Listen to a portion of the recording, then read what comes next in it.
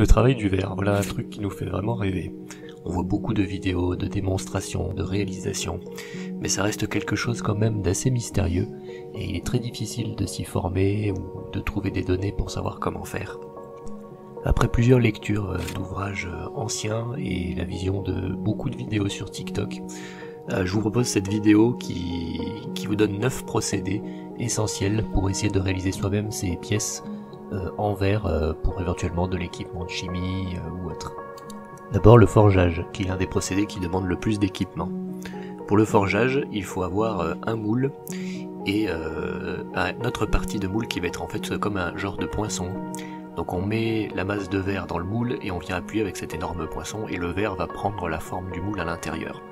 Donc c'est la façon la plus brute mais qui permet d'avoir les formes les plus précises. On pouvait faire avant des verres, ce qu'on appelait des gobelets aussi de cette façon. Ensuite, on a le bombage, donc là pareil il faut un four, donc il s'agit de poser une plaque en verre sur un gabarit, un moule, et de le faire chauffer. Et ce verre va se déformer et il va épouser la forme du gabarit qui est en dessous. On peut aussi le faire un peu à l'extérieur d'un four en appuyant avec des baguettes pour aider le verre à bien se plaquer contre le moule. Après viennent les procédés les plus connus parce que les plus présentés sur internet, donc tout ce qui tient du tordage du verre, les différentes façons dont on peut le tordre avec des pinces, en appuyant dessus, etc. La possibilité de le souffler aussi pour le faire gonfler.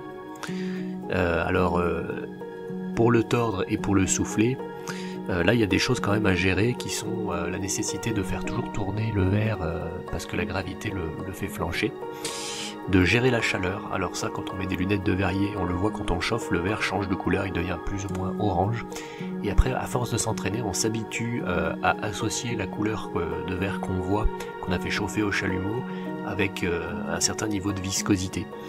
Et donc il faut bien noter par exemple que quand on gonfle, quand on fait du soufflage, quand on gonfle, c'est seulement la partie du verre qu'on a chauffé avec le chalumeau et qui a une couleur orange qui va gonfler. C'est pas la totalité du truc, et ça on n'a pas l'instinct d'y penser au début. Donc par exemple si on veut faire un trou ou gonfler qu'une seule partie, on chauffe une toute petite zone qui devient orange, et si on souffle brutalement on peut faire une bulle qui éclate et on peut percer le verre comme ça. Donc il faut bien penser à la rotation et à la gestion de la chaleur, qui sont vraiment deux éléments essentiels. Puis après on a certains trucs exotiques, là qu'on voit beaucoup sur TikTok, c'est une espèce de procédé d'enroulage. Bon, ça c'est plutôt pour des vertus artistiques, quoi. Ensuite, une chose à laquelle on pense rarement quand on pense au verrier, au travail du verre, et qui pourtant est très importante, et je pense incontournable si on veut réaliser des pièces en verre, c'est tous les procédés qu'on retrouve aussi pour les autres matériaux. Donc le perçage notamment. On peut percer du verre, ça nécessite par contre de le mouiller, d'utiliser un forêt spécial et d'y aller très doucement. On peut aussi couper du verre, comme vous le savez, donc en rayant la plaque en verre avec un outil en diamant ou diamanté, et puis en faisant des petits chocs pour propager une fissure le long de la rayure qu'on a formée. Puis après il faut appuyer pour le casser. Alors c'est toujours facile à faire sur les vidéos, mais quand on essaie de le faire soi-même, on a quand même assez souvent des mauvaises surprises. Donc il y a un coup de main à prendre de ce côté-là.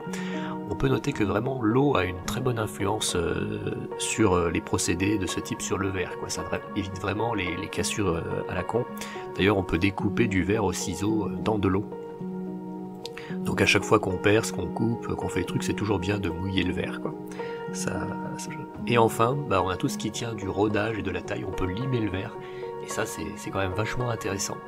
Donc pour tout ce qui est pièces de précision, etc. Si par exemple on a deux embouts qui doivent se mettre l'un dans l'autre, on peut mettre un petit peu de sable très fin entre les deux, puis on peut les frotter jusqu'à ce que ça se rode et qu'ils aient exactement les tailles pour s'emboîter.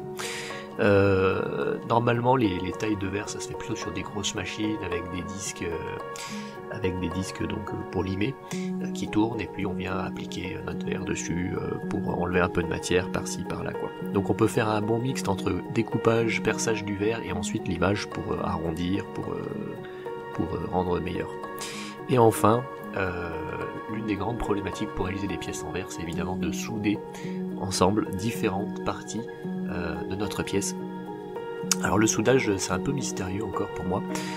Sur certaines vidéos, on voit qu'il est possible carrément d'appliquer du verre en contact et il se colle tout seul facilement.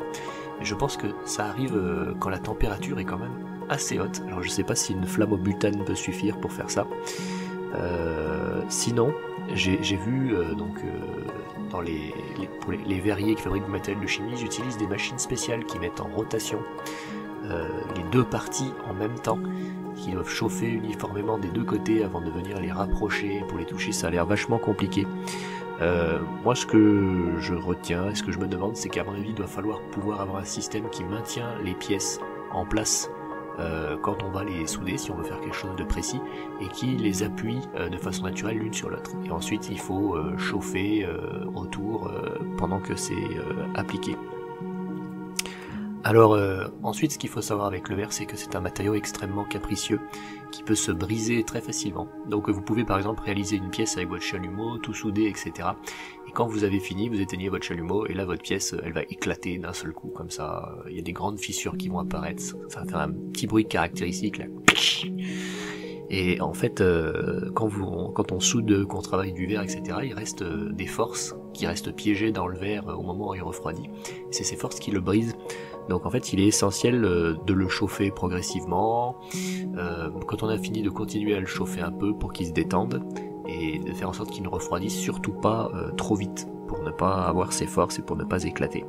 Alors on remarque que certains verres sont quand même plus gentils que d'autres. Moi, quand je fais sur des bouteilles de bière, par exemple, ça fissure assez rarement. Par contre, sur des boîtes de conserve de petits pois, du verre blanc, bah là ça éclate souvent quand même.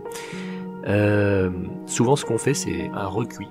Donc on met la pièce réalisée dans un four à 400 degrés, on le laisse un peu de temps, alors j'ai pas trouvé les durées exactes, et ensuite on s'arrange pour qu'il refroidisse très lentement. Évidemment c'est très difficile de se procurer un four, donc il faut ruser de ce côté-là. Enfin, donc je vous parle rapidement des matières premières pour réaliser des pièces en verre qu'on peut s'acheter. On a en vente sur internet donc des tubes de verre, simplement. Vous avez aussi des tubes avec des embouts de chimie déjà présents, ce qui peut vous permettre de fabriquer de la verrerie de chimie. Vous avez des baguettes de verre, vous en avez de toutes les couleurs, parce qu'il y a des gens qui font des perles artistiques avec ça.